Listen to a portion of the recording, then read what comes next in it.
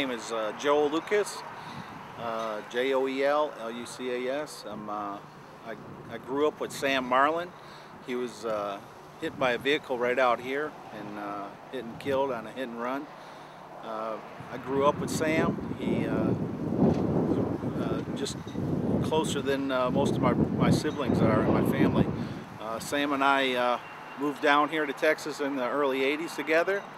We worked quite a few jobs together for about 20 years. Kind of went our own ways in work, but we stayed in contact the entire time.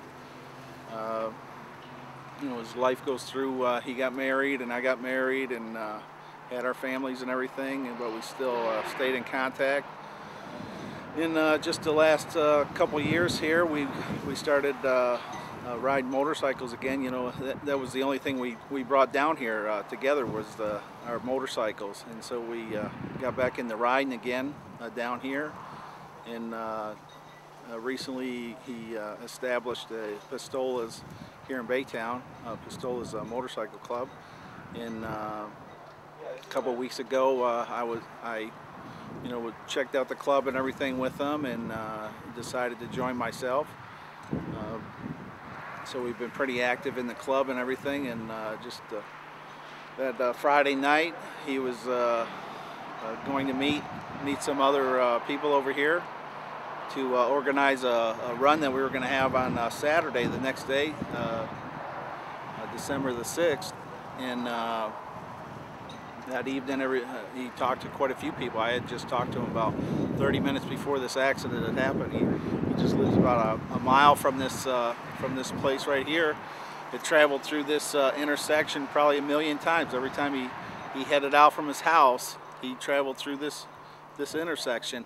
I traveled with them quite a few times through this intersection. As you can see, it's kind of dark, and the route of it kind of swerves around, and it's kind of obstructive when you're going through there. And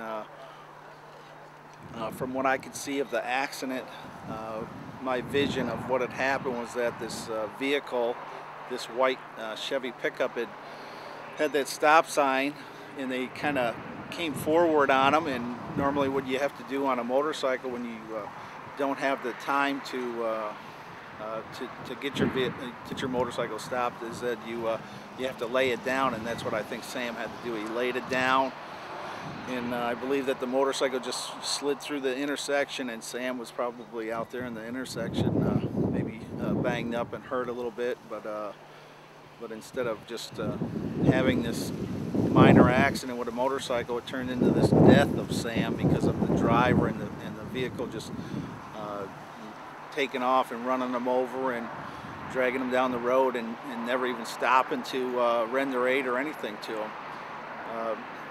It's just sad that today's society has come to this point of being out there driving your vehicle and you're able to run over each other and not even have anything for human life or anything. Just run people over and keep going. I've stayed in really good contact with Sam's family, his mother, sisters, his nieces and nephews. Sam's mother has been through a lot. Their family lost their father when they were at a very young age in New York. Lost a sister, and Sam being the only son and the youngest of the family.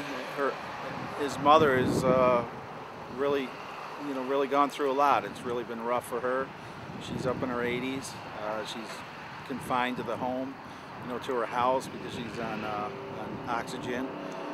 She wasn't able to come down here, so I promised her that I would bring her son back to Rochester, and that's what I did. After we had services and everything down here, I took him back up to Rochester for her. We put him in his family resting place in Springwater, New York, right by his father and his sister. It was just tough to do, for his mother and his family. But I promised it. I got him up there, and that's where he's resting. My objective down here now is to find the person that's responsible for this, however possible.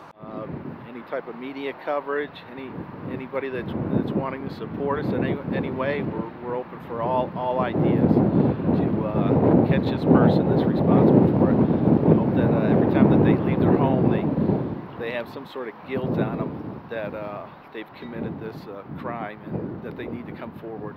And if they don't want to come forward, we have a $6,000 reward right now for anybody that has any information regarding it.